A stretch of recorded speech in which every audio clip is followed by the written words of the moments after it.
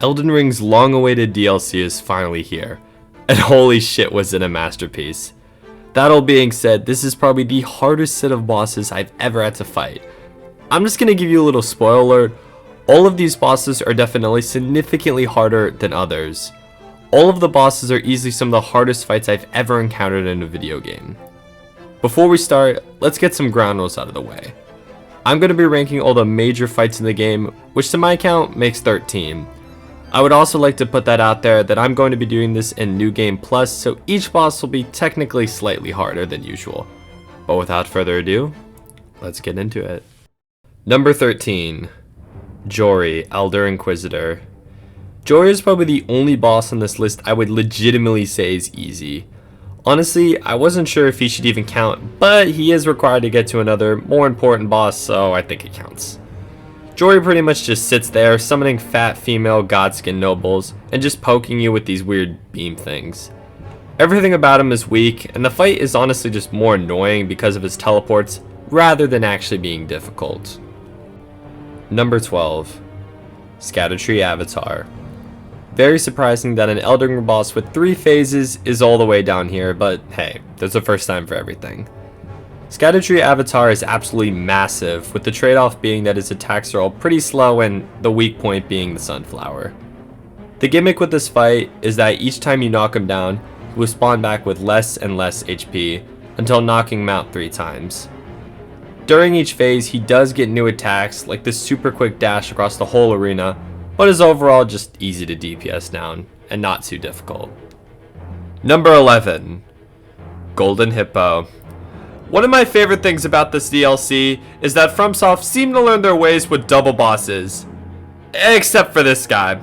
They brought it back in a whole new form though. The fucking camera.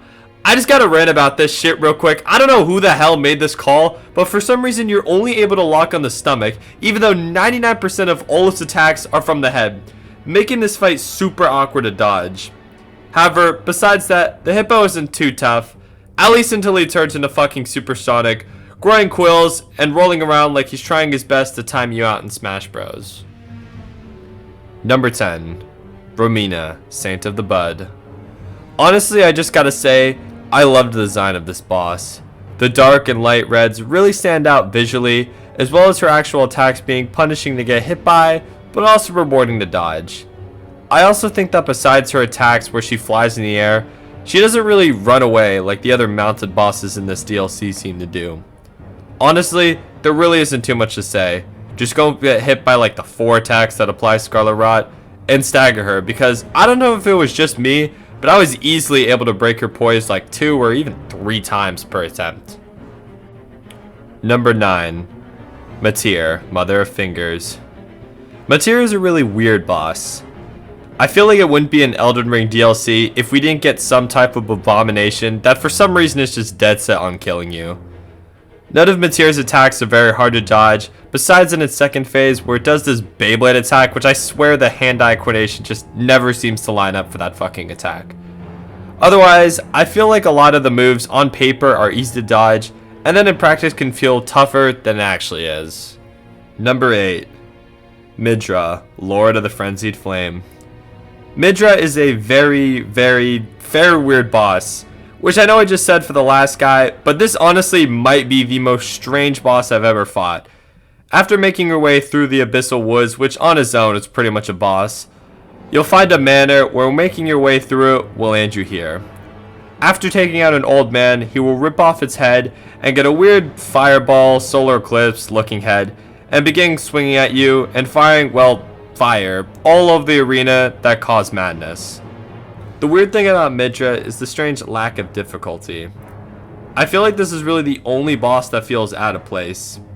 You have this long build up to make it here, and you find yourself with a boss that I got to his second and nearly almost killed him on my first attempt.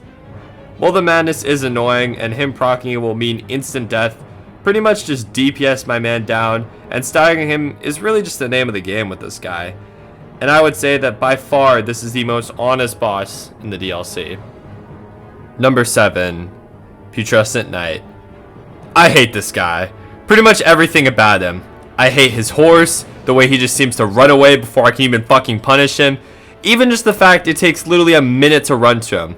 Takes a minute to run to the cliff, jump off, fly down, and then die just trying to get greedy and sneak in an extra hit.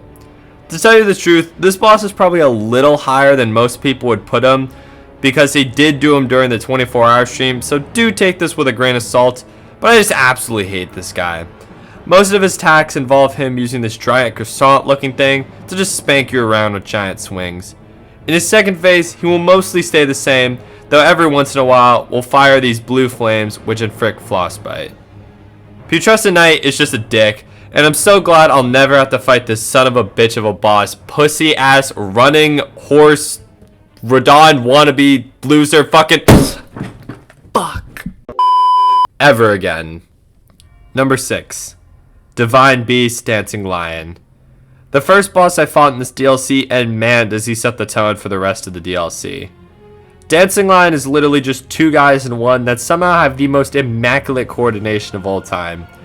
In his first phase, he will pretty much just charge you and spit out some dust at you. While the timings can be tricky, once you figure them out, he gives you plenty of time to get a nice clean punish. However, once he goes into his second phase, he will begin to bring out his inner Yu-Gi-Oh! I saw someone say that this phase is like the 3 Egyptian god cards, and I don't think I've ever heard a better comparison. He will come at you with wind, lightning, and ice, with the ice being the most scary because of the potential of frostbite. Overall, Dancing Lion is challenging, and some might put him a little lower, but for me, this mofo was no easy task. Number 5. Commander Gaius. So, remember how I was yapping about the golden hippo being a double boss because of the camera? Well, add that and the fact that this boss just has the most bugged hitboxes of all time. I know by now y'all have heard every YouTuber under the sun talk about this mofo, and man is it justified. I'll be completely honest, I don't really like summoning for boss fights, and especially wanted to go through the whole DLC without using them. However, I just could not stand this guy, and he ended up being the only boss I actually used them on. Did I put enough effort and time into learning him? No, probably not. But was I absolutely pumped that I never had to fight this guy again? Hell yeah. Fuck your stupid dash. Fix your hitboxes, buddy, and stop hitting me 3 times with literally the same dash, you evolution hog rider looking ass motherfucker. Number 4. Mesmer the Impaler. The poster child of this DLC, and man does he live up to the hype. In his first phase, he will do a variety of attacks that all can combo into one another. He's got fire on everything, and I mean everything, and also has crazy range. I swear, there are times when I was fighting this guy where, oh, I thought the combo was done, but nope, he just decides to keep going. In his second phase, he will rip out his fucking eye, and I just gotta say, dude, I don't know what the fuck is up with Elden when bosses doing this shit, but whatever. Anyways, he will start adding in serpent attacks, which can sometimes glitch out the camera a little bit, but are overall not too bad and pretty easy to dodge, and give you a really nice punish window. Honestly, in my opinion, I find the first phase to be harder than the second, because while the serpent attacks can be difficult to dodge, the punish window is much wider. Overall, I loved Mesmer. 10 out of 10 boss fight, and deserves all the hype he was given. Number 3. Baal the Dread. Holy shit is my first reaction to seeing this behemoth of a dragon. Honestly, this boss is truly insane at this point. In my opinion, these next 3 bosses are all in a league of their own of difficulty. If you watched the last boss ranking video, you will know that dragon bosses aren't exactly my specialty, and man does this guy push me to my fucking limit. Baal just doesn't stop. In his first phase, he will do mostly basic dragon attacks like breathing fire, bites, and wing attacks. However, once we get to his second phase, he will just all of a sudden get all 6 infinity stones and just begin to tweak. He'll just start flying around the arena, breathing fire, sending meteors, and creating lava and lightning all over the arena. Honestly, with the amount of deaths I had to this guy, I would have summoned Egon. However, I made the terrible mistake of killing this guy, so I couldn't get his help for this fight. RIP Egon, and maybe the best voice acted NPC in all of the lands between. Rip my brother. Number 2. Rana, Twin Moon Knight. Okay. Before you go into the comments with pitchforks, hear me out. In the DLC, there are these fragments called Scatter Tree Fragments, which you find around the map. However, I didn't realize just how much they buffed you, and I decided, I don't need any of that. During my 24-hour stream, I spent 7 hours fighting Rana, dying over and over and over again. No matter how much I dodged her, she would just one-shot me with pretty much any attack. I know that if I hadn't been so stubborn and even just upgraded to level 2, this wouldn't have been so hard. But goddamn, this fight was a fucking experience, and is really only matched by one. Number 1, Redon, consort of Mikola. I mean, I feel like similar to the first ranking, it was obvious who was going to be here.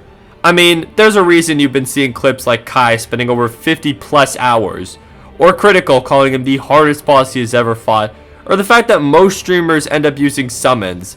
There's even a quest that exists that allows you to get 2 summons. That's right, not 1, but 2. So hypothetically, you could have 4 people all attacking this guy and still lose. In his first phase, he uses a variety of sword swings and uses gravity magic. I feel like this is ironic that as soon as he loses his horse, he becomes insane, and I think really just goes to show how much the horse was holding back his power. In his second phase, Mikola comes from the heavens and gives this guy the craziest buff ever. All of a sudden, the whole screen turns into bright lights. This boss was so intensive that it caused my PC to lag every single time he did this stupid nuke attack.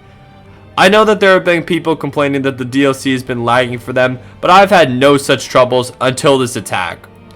Half the time, it's pretty much impossible to dodge, and not to mention that he literally moves at the speed of light and spawns beams on pretty much every single one of his attacks.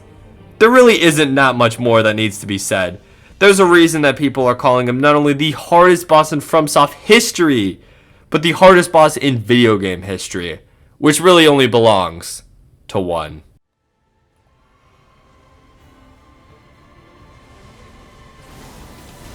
No! What am I doing? Wait, I forgot how to dodge.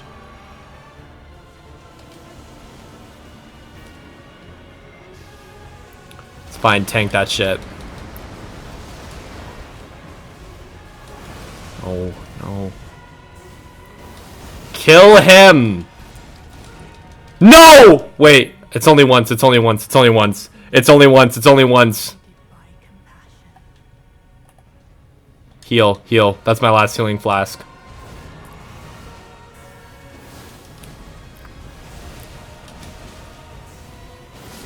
Yes! Easy! Easy! Easy as boss! Easy as boss! Easy motherfucker! Easy motherfucker! Easy motherfucker! And that's it. Thank you all for watching, and for any of those who just wanted to skip to the end, here's the final list. But anyways, thank you all for watching. This DLC was truly amazing and something I will never forget. Let me know if any of y'all want me to play any other Souls games, because this was my first, but man was it a blast. Anyways, let me know how fucking wrong I was, because bro, everyone's got their own fucking crazy opinions. And yeah, I'll see y'all later. Fuck Pew Shots tonight.